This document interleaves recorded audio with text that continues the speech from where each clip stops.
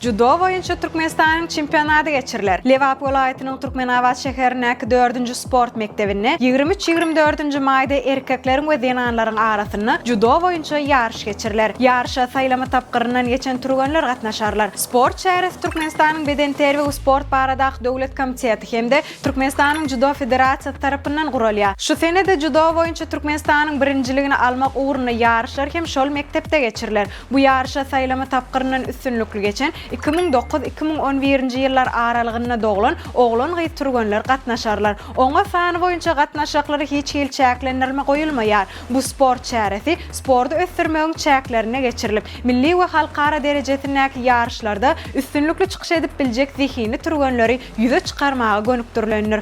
Sizi dünýäniň hem de ýurdumyzyň täzelikleri gyzyklandyrýarmy? Onda Türkmen portal bilen galyň. Bize agza bolmaklygy unutmaň.